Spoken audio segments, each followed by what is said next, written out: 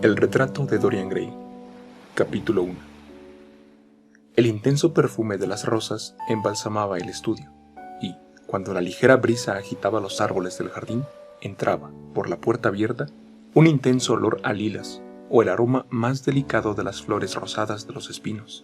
Lord Henry Wotton, que había consumido ya, según su costumbre, innumerables cigarrillos, vislumbraba, desde el extremo del sofá donde estaba tumbado, tapizado al estilo de las alfombras persas, el resplandor de las floraciones de un codeso, de dulzura y color de miel, cuyas ramas estremecidas apenas parecían capaces de soportar el peso de una belleza tan deslumbrante como la suya, y, de cuando en cuando, las sombras fantásticas de pájaros en vuelo se deslizaban sobre las largas cortinas de seda india colgadas delante de las inmensas ventanas, produciendo algo así como un efecto japonés, lo que le hacía pensar en los pintores de Tokio, de rostros tan pálidos como el jade, que, por medio de un arte necesariamente inmóvil, tratan de transmitir la sensación de velocidad y de movimiento. El zumbido obstinado de las abejas, abriéndose camino entre el alto césped sin cegar, o dando vueltas con monótona insistencia en torno a los polvorientos cuernos dorados de las desordenadas madreselvas, parecían hacer más opresiva la quietud,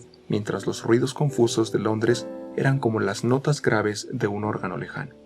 En el centro de la pieza, sobre un caballete recto, descansaba el retrato de cuerpo entero de un joven de extraordinaria belleza, y, delante, a cierta distancia, estaba sentado el artista en persona, el Basil Hallward, cuya repentina desaparición hace algunos años tanto conmoviera a la sociedad y diera origen a tan extrañas suposiciones.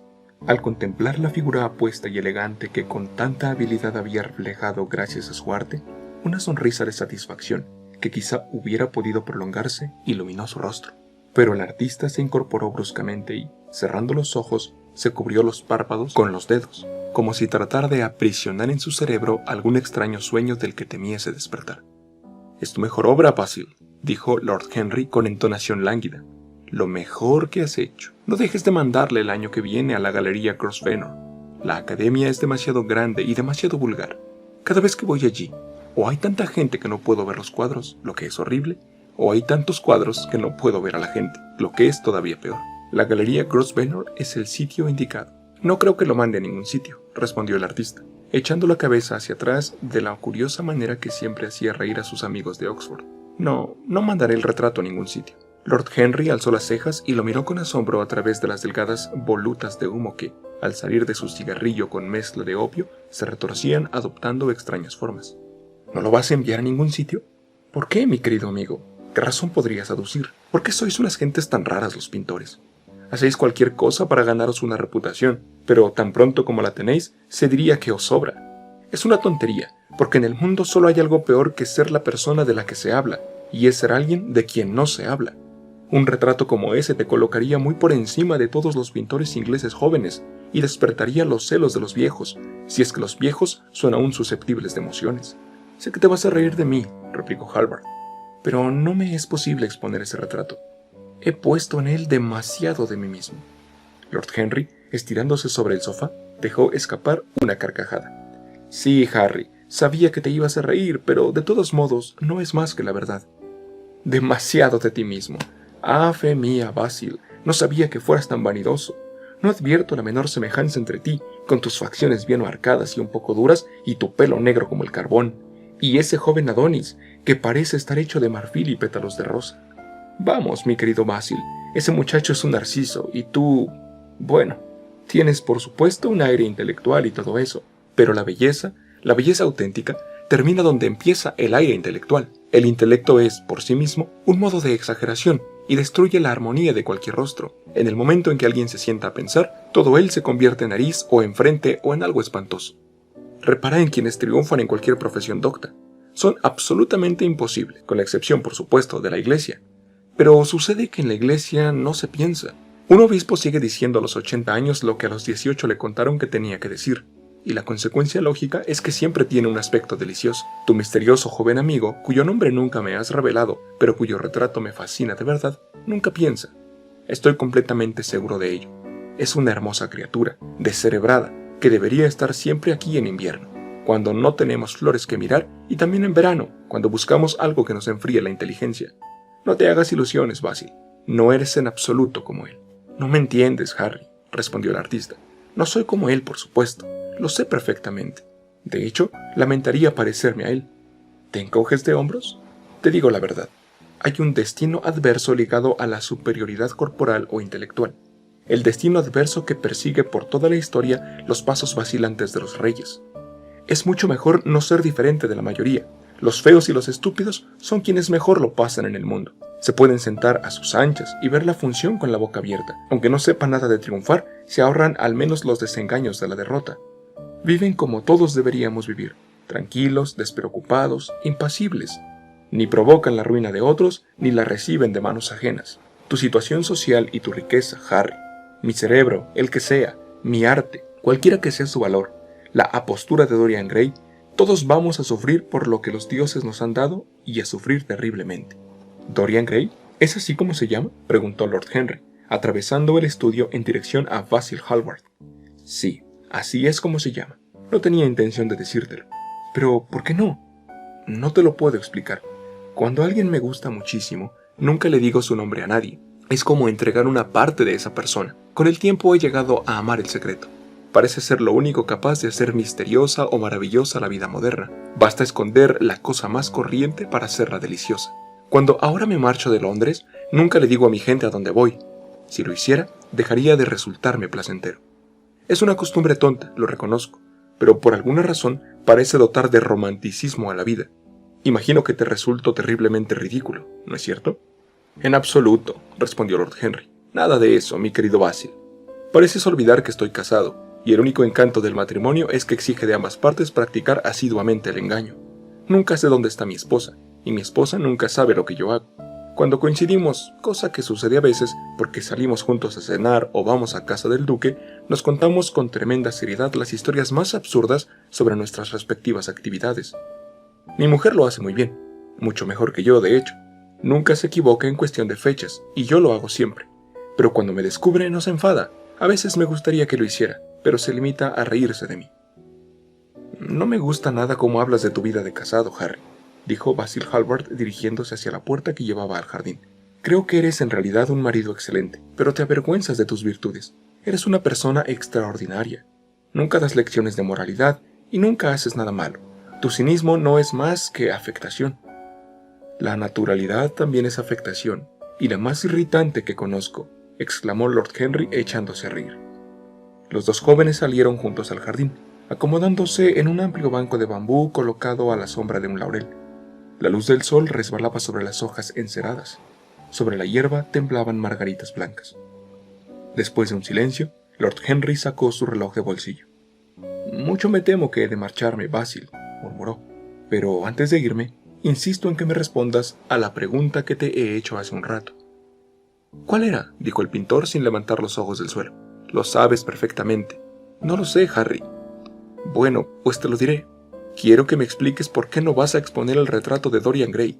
Quiero la verdadera razón». «Te la he dado». «No, no lo has hecho. Me has dicho que hay demasiado de ti en ese retrato. Y eso es una chiquillada». «Harry», dijo Basil Hallward, mirándolo directamente a los ojos, «todo retrato que se pinta de corazón es un retrato del artista, no de la persona que posa. El modelo no es más que un accidente, la ocasión. No es a él a quien revela el pintor, es más bien el pintor quien, sobre el lienzo coloreado, se revela. La razón de que no exponga el cuadro es que tengo miedo de haber mostrado el secreto de mi alma». Lord Henry rió. «¿Y cuál es?», preguntó. «Te lo voy a decir», respondió Hallward, pero lo que apareció en su rostro fue una expresión de perplejidad. «Soy todo oídos, Basil», insistió su acompañante, mirándolo de reojo. «En realidad es muy poco lo que hay que contar, Harry», respondió el pintor, «y mucho me temo que apenas lo entenderías. Quizá tampoco te lo creas». Lord Henry sonrió y, agachándose, arrancó de entre el césped una margarita de pétalos rosados y se puso a examinarla. «Estoy seguro de que lo entenderé», replicó, contemplando fijamente el pequeño disco dorado con plumas blancas. «Y en cuanto a creer cosas, me puedo creer cualquiera con tal de que sea totalmente increíble». El aire arrancó algunas flores de los árboles, y las pesadas floraciones de lilas, con sus pléyades de estrellas, se balancearon lánguidamente. Un saltamontes empezó a cantar junto a la valla, y una libélula, larga y delgada como un hilo azul, pasó flotando sobre sus alas de gasa marrón. Lord Henry tuvo la impresión de oír los latidos del corazón de Basil Hallward y se preguntó qué iba a suceder. «Es una historia muy sencilla», dijo el pintor después de algún tiempo. «Hace 2 meses asistí a una de esas fiestas de Lady Brandon a las que va tanta gente. Ya sabes que nosotros, los pobres artistas, tenemos que aparecer en sociedad de cuando en cuando para recordar al público que no somos salvajes. Vestidos de etiqueta y con corbata blanca, como una vez me dijiste, cualquiera, hasta un corredor de bolsa, puede ganarse reputación de civilizado. Bien, cuando llevaba unos 10 minutos en el salón, charlando con imponentes viudas demasiado enjolladas y tediosos académicos, noté de pronto que alguien me miraba. Al darme la vuelta vi a Dorian Gray por primera vez. Cuando nuestros ojos se encontraron, me noté palidecer. Una extraña sensación de terror se apoderó de mí. Supe que tenía delante a alguien con una personalidad tan fascinante que, si yo se lo permitía, iba a absorber toda mi existencia, el alma entera, incluso mi arte. Yo no deseaba ninguna influencia exterior en mi vida. Tú sabes perfectamente lo independiente que soy por naturaleza. Siempre he hecho lo que he querido, al menos hasta que conocí a Dorian Gray. Luego, aunque no sé cómo explicártelo, algo parecía decirme que me encontraba al borde de una crisis terrible. Tenía la extraña sensación de que el destino me reservaba exquisitas alegrías y terribles sufrimientos.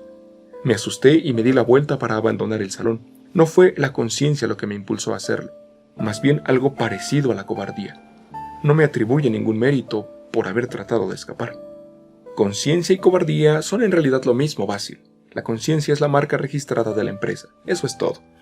No lo creo, Harry, y me parece que tampoco lo crees tú. Fuera cual fuese mi motivo, y quizás se tratara de orgullo, porque he sido siempre muy orgulloso, conseguí llegar a duras penas hasta la puerta. Pero allí, por supuesto, me tropecé con Lady Brandon.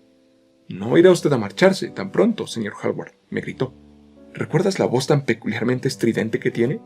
«Sí, es un pavo real en todo menos en la belleza», dijo Lord Henry, deshaciendo la margarita con sus largos dedos nerviosos. No me pude librar de ella. Me presentó a altezas reales, a militares y aristócratas, y a señoras mayores con gigantescas diademas y narices de oro. Habló de mí como de su amigo más querido. Solo había estado una vez con ella, pero se le metió en la cabeza convertirme en la celebridad de la velada.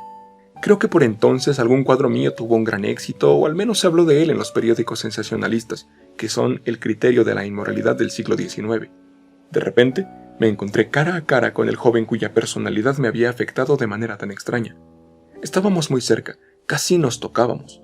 Nuestras miradas se cruzaron de nuevo. Fue una imprudencia por mi parte, pero pedí a Lady Brandon que nos presentara. Quizá no fuese imprudencia, sino algo sencillamente inevitable. Nos hubiésemos hablado sin necesidad de presentación, estoy seguro de ello. Dorian me lo confirmó después. También él sintió que estábamos destinados a conocernos.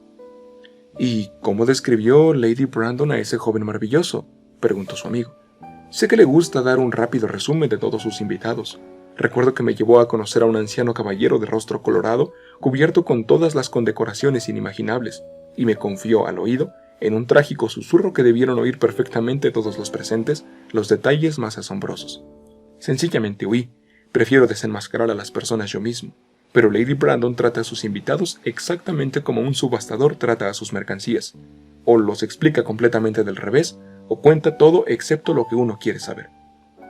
«Pobre Lady Brandon, eres muy duro con ella, Harry», dijo Hallward lánguidamente. «Mi querido amigo, esa buena señora trataba de fundar un salón, pero solo ha conseguido abrir un restaurante. ¿Cómo quieres que la admire? Pero dime, ¿qué te contó del señor Dorian Gray?» «Algo así como muchacho encantador, su pobre madre y yo absolutamente inseparables. He olvidado por completo a qué se dedica, me temo que no hace nada. Sí, toca el piano. ¿O es el violín, mi querido señor Gray?» Ninguno de los dos pudimos evitar la risa y nos hicimos amigos al instante. La risa no es un mal principio para una amistad y, desde luego, es la mejor manera de terminarla, dijo el joven lord arrancando otra margarita. Hallward negó con la cabeza. «No entiendes lo que es la amistad, Harry», murmuró. «Ni tampoco la enemistad, si vamos a eso. Te gusta todo el mundo, es decir, todo el mundo te deja indiferente». «¡Qué horriblemente injusto eres conmigo!», exclamó Lord Henry, echándose el sombrero hacia atrás para mirar a las nubecillas que, como madejas enmarañadas de brillante seda blanca, vagaban por la oquedad turquesa del cielo veraniego. «Sí, horriblemente injusto. Ya lo creo que distingo entre la gente. Elijo a mis amigos por su postura, a mis conocidos por su buena reputación, y a mis enemigos por su inteligencia». No es posible excederse en el cuidado al elegir a los enemigos. No tengo ni uno solo que sea estúpido. Todos son personas de cierta talla intelectual y, en consecuencia, me aprecian. ¿Te parece demasiada vanidad por mi parte? Creo que lo es. Coincido en eso contigo, pero según tus categorías yo no debo ser más que un conocido. Mi querido Basil, eres mucho más que un conocido, y mucho menos que un amigo. Algo así como un hermano, ¿no es cierto? Ah, los hermanos. No me gustan los hermanos. Mi hermano mayor no se muere, y los menores nunca hacen otra cosa. Harry, exclamó Hallward, frunciendo el ceño. No hablo del todo en serio, pero me es imposible no detestar a mi familia. Imagino que se debe a que nadie soporta a las personas que tienen sus mismos defectos. Entiendo perfectamente la indignación de la democracia inglesa ante lo que llaman los vicios de las clases altas. Las masas consideran que embriaguez, estupidez e inmoralidad deben ser exclusivo patrimonio suyo, y cuando alguno de nosotros se pone en ridículo, nos ven como cazadores furtivos en sus tierras. Cuando el pobre Southwark tuvo que presentarse en el tribunal de divorcios, la indignación de las masas fue realmente magnífica, y, sin embargo, no creo que el 10% del proletariado viva correctamente. No estoy de acuerdo con una sola palabra de lo que has dicho, y, lo que es más, estoy seguro de que a ti te sucede lo mismo.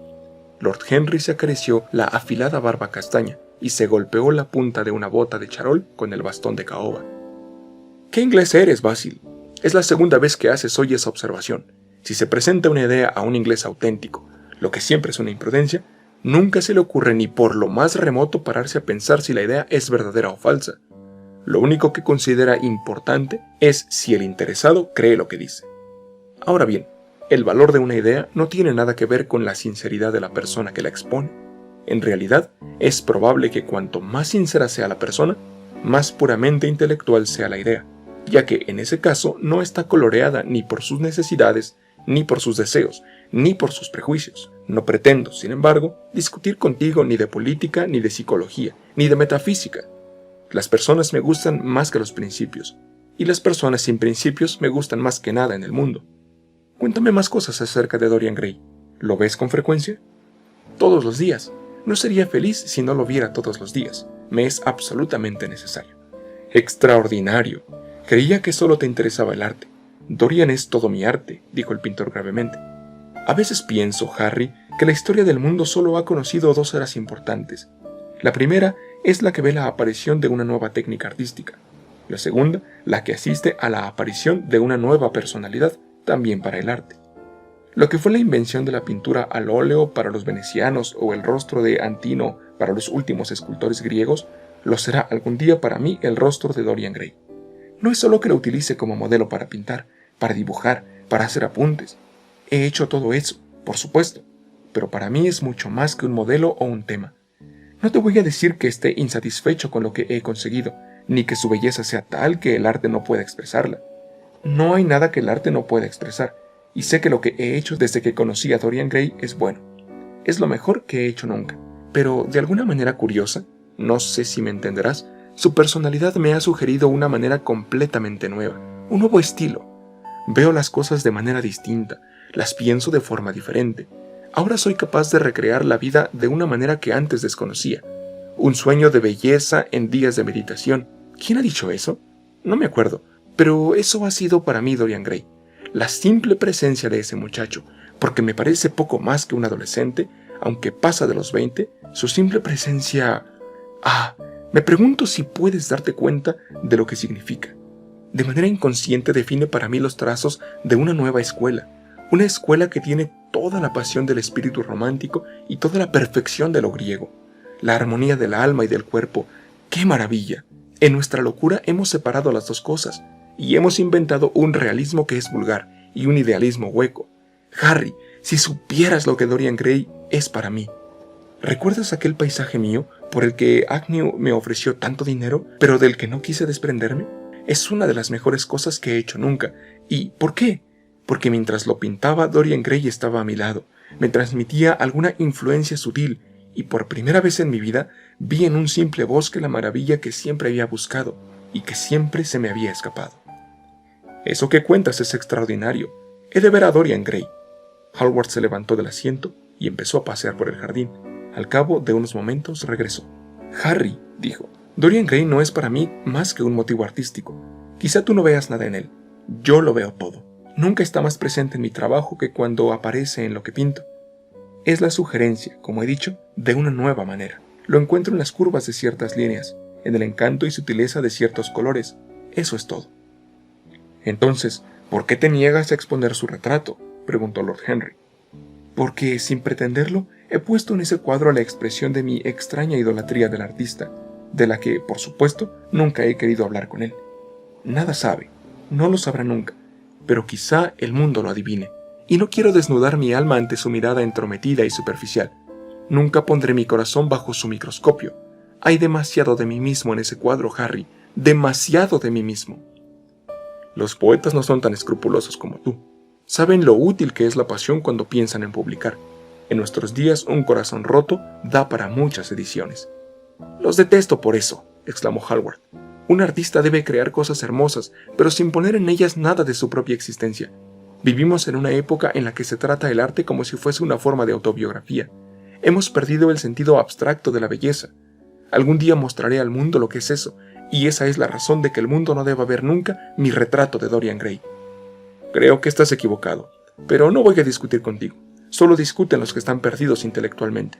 Dime, ¿Dorian Gray te tiene mucho afecto? El pintor reflexionó durante unos instantes. Me tiene afecto, respondió después de una pausa.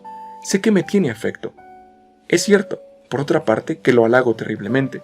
Hay un extraño placer en decirle cosas de las que sé que después voy a arrepentirme. Por regla general es encantador conmigo y nos sentamos en el estudio y hablamos de mil cosas. De cuando en cuando, sin embargo, es terriblemente desconsiderado y parece disfrutar haciéndome sufrir. Entonces siento que he entregado toda mi alma a alguien que la trata como si fuera una flor que se pone en el ojal, una condecoración que deleita su vanidad, un adorno para un día de verano. En verano los días suelen ser largos, Basil, murmuró Lord Henry. Quizá te canses tú antes que él. Es triste pensarlo, pero sin duda el genio dura más que la belleza. Eso explica que nos esforcemos tanto por cultivarnos. En la lucha feroz por la existencia, queremos tener algo que dure, y nos llenamos la cabeza de basura y de datos, con la tonta esperanza de conservar nuestro puesto. La persona que lo sabe todo, ese es el ideal moderno, y la mente de esa persona que todo lo sabe es una cosa terrible, un almacén de baratillo, todos monstruos y polvo, y siempre con precios por encima de su valor verdadero. Creo que tú te cansarás primero de todos modos. Algún día mirarás a tu amigo y te parecerá que está un poco desdibujado, o no te gustará la tonalidad de su tez, o cualquier otra cosa. Se lo reprocharás con amargura y pensarás muy seriamente que se ha portado mal contigo. La siguiente vez que te visite, te mostrarás perfectamente frío e indiferente. Será una pena, porque te cambiará. Lo que me has contado es una historia de amor. Habría que llamarla historia de amor estético. Y lo peor de toda historia de amor es que después Tino se siente muy poco romántico. Harry, no hables así. Mientras viva, la personalidad de Dorian Gray me dominará. No puedes sentir lo que yo siento. Tú cambias con demasiada frecuencia. Ah, mi querido Basil, precisamente por eso soy capaz de sentirlo. Los que son fieles solo conocen el lado trivial del amor. Es el infiel quien sabe de sus tragedias. Lord Henry frotó una cerilla sobre un delicado estuche de plata y empezó a fumar un cigarrillo con un aire tan pagado de sí mismo y tan satisfecho como si hubiera resumido el mundo en una frase. Los gorriones alborotaban entre las hojas lacadas de la enredadera y las sombras azules de las nubes se perseguían sobre el césped como golondrinas. Qué agradable era estar en el jardín, y cuán deliciosas las emociones de otras personas. Mucho más que sus ideas, en opinión de Lord Henry. Nuestra alma y las pasiones de nuestros amigos, esas son las cosas fascinantes de la vida. Le divirtió recordar en silencio el tedioso almuerzo que se había perdido al quedarse tanto tiempo con Basil Hallward. Si hubiera ido a casa de su tía, se habría encontrado sin duda con Lord Woodboy, y solo habrían hablado de alimentar a los pobres y de la necesidad de construir alojamientos modelo. Todos los comensales habrían destacado la importancia de las virtudes que su situación en la vida les dispensaba de ejercitar. Los ricos hablarían del valor del ahorro, y los ociosos se extenderían elocuentemente sobre la dignidad del trabajo. Era delicioso haber escapado a todo aquello. Mientras pensaba en su tía, algo pareció sorprenderlo.